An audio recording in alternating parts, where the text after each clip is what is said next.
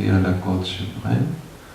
Et maintenant, c'est la Cour suprême qui a décidé de le prendre et a été présenté ensemble à un prix Nobel de la paix, Pérez Esquivel, et avec la présidente de la Madre de Plaza de Mayo, Nora Cortiñas, qui sont l'agrupation de femmes qui a perdu des filles à main des militaires pendant la dictature des années 70. Et extra-officiellement, on m'a dit que le juge qui est en charge d'écrire la nouvelle sentence, Eugenio Zaffaroni, c'est un juge bien connu pour être plurigarantiste. Et extra-officiellement, on savoir qu'il écrit pour annuler les procès et relâcher Carrera. Mais ça, il faut le voir parce que son version. La liste qui apparaissait à un certain moment, c'était tous des procès comme ça où les gens étaient injustement mis en prison. Non, ils sont liste de gens tués par la police dans des épisodes qu'on appelle gatillo. Oui, c'est gatillo facile, mais gatillo, c'est dit comment en français. C'est la part de l'arbre que tu tires. Les tirs croisés, dans ce sens-là. Quand tu fais comme ça. Les balles qui se perdent. Bon, en espagnol, on dit gatillo facile. Et ça veut dire que la police tire sans faire question aucune. Et nous avons beaucoup de cas. Et ces noms-là, ils sont seulement les cas plus connus. Aucun de ces cas-là, la police a été processée, mais vraiment, c'est la minorité des cas. Est-ce que vous avez eu des difficultés particulières à tourner ce film? Non, parce que normalement, personne ne savait que je tournais le film quand je tourne un film. Ils seulement le savent quand ils sortent à la salle. Je tournais un film entièrement dans un aéroport et personne n'a pu se rendu compte. Et ça, c'est la démonstration que le système ne fonctionne pas, non? Mais non, normalement, nous disons jamais que nous sommes en train de tourner un film pour éviter exactement ça, les problèmes avant de tourner. Comment est-ce que vous êtes intéressé au cas de M.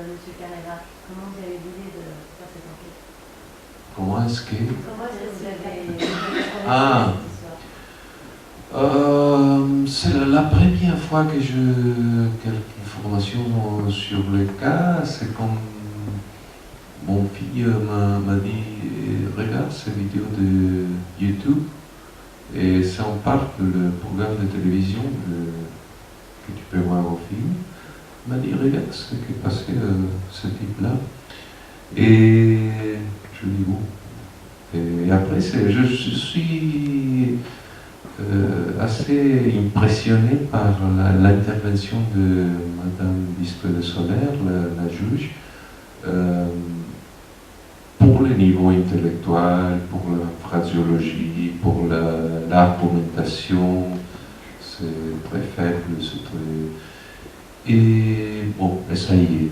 Et quelques mois après ça, deux personnes sont venues au bureau avec un projet. Un réalisateur et un journaliste. Et le projet s'appelle Innocente.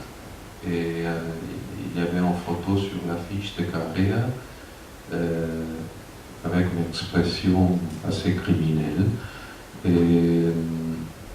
Les scénarios, c'était un scénario des entretiens, beaucoup des entretiens, 12 entretiens en fait. Alors je dis, bon, on peut faire un film avec le cas, mais pas comme ça. Et j'ai choisi de faire le film parce que je crois que c'est un cas emblématique de toute la corruption d'État, la corruption policière. C'est un problème en Argentine qui est dehors de contrôle maintenant, parce qu'on n'a vu pas un seul gouvernement qui a essayé d'implémenter quelques politiques de sécurité publique. La seule politique de sécurité publique était qui est-ce que nous mettons comme chef de police. Ça y est. Et alors, maintenant, le problème, c'est vraiment grave. Ah, justement, si M. Carrera est libéré, est-ce que vous pensez que les juges, il y a une procédure qui sera ouverte contre eux ou à ce niveau-là? Non, oui, le problème plus grave, c'est ça, que si M. Carrera est libéré, les juges doivent être processés. Et c'est une corporation. Et même la Cour suprême, c'est une Cour suprême des gens honorables. Ouais. Nous avons eu des Cours suprêmes qui sont tous des criminels, hein, mais non, sa Cour suprême que nous avons maintenant, c'est un Cour suprême de gens qui est beaucoup respecté, qui a des trajectoires assez impeccables. Avez-vous reçu des menaces depuis que le film est sorti? Non, pas exactement.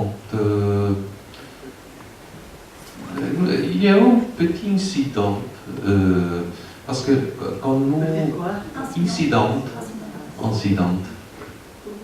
Incident. I speak English better. Avant la sortie de mon premier film, qui a été un film sur un accident aérien à Buenos Aires d'une compagnie très corrompue, avec la complicité du gouvernement, la manque de contrôle, la manque de maintenance, la manque de tout, absolument tout. Et c'est comme l'incident de Sharm el-Sheikh, quelque chose comme ça, vraiment un problème de corruption grave. Et en complicité entre l'autorité qui était les forces aériennes, la compagnie et le gouvernement. Les 67 personnes sont mortes. À cet angle-là, j'étais pilote de la ligne aérienne et je me démissionnais 2 mois avant l'incident. Alors je fais le film avec toute l'information que j'avais. Et 3 jours avant la sortie de ce film, ils sont entrés 2 personnes armées au bureau de production, on a mis un pistolet à la tête, on m'a dit que quelques conseils pour maintenir la santé. Et ils se sont volés les ordinateurs avec le spot de radio de la publicité du film. Alors, pour éviter ça, cette fois-ci, nous avons décidé d'engager en manière privée des protections policières, mais pas de la commissariat 34. Mais nous avons choisi, c'est quelque chose qu'on peut faire. En Argentine, c'est légal, c'est payant. Quand tu as un événement, un match de football ou quelque chose comme ça, tu peux engager des protections policières. Alors nous avons choisi les personnes exactement, et c'est tout réglé, c'est tout d'accord. On commence lundi, la sortie du film était jeudi. Le vendredi, nous recevons une lettre d'une commissaire qui dit « Bon, je suis désolé, mais vous savez, c'est un travail que nous faisons, mais c'est volontaire. Et nous n'avons trouvé aucun volontaire. » Je dis « Bon, ça c'est pas vrai, parce que nous avons parlé avec les volontaires. Mais, ok, je me couperai après. Je ferai la même demande à la gendarmerie nationale. Et la gendarmerie, nous recevons une autre lettre, même lettre, disons, que nous n'avons pas de disponible, personne disponible. Alors je dis, wait a moment. Quel est le message? Vers l'intérieur de l'institution, c'est, oui, si vous n'avez aimé le film, vous pouvez aller parce que nous ayons à protéger personne. Et vers la société, nous appuyons notre camarade là de la commissariat 34. Alors je écris rapidement au ministère de la Sécurité, je lui dis, maintenant je veux savoir si ça c'est la position officielle de la police fédérale, je veux savoir si c'est la position officielle du gouvernement. Parce que si c'est comme ça c'est grave. En 10 minutes, parce que ça a été devenu public, était sur le téléjournal, alors 10 minutes, le ministre de la Sécurité m'a appelé, m'a dit Manu, Enrique, tranquillo, que c'est un problème de commissaire, c'est pas notre position, le chef de police va recevoir immédiatement. Ça l'a fait, et il m'a dit non, mais tu restes tranquille, je te donne toutes les garanties dans la mesure de notre possibilité. J'ai dit bon, ok. Il a dit la vérité, il a dit que vraiment il ne contrôle pas toute la France. Mais bon, l'incident se finit là, et qui a reçu vraiment de menaces graves a été le témoin, la personne qui parle là, parce que nous, après le film, nous l'avons trouvé et nous l'avons convaincu de déclarer officiellement, et nous avons engagé un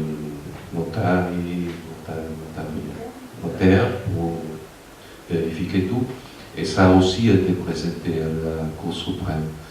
Mais il a reçu des menaces et je parlais avec le ministre de la Sécurité, il l'a mis dans un programme de protection des témoins, et ça passe sans problème.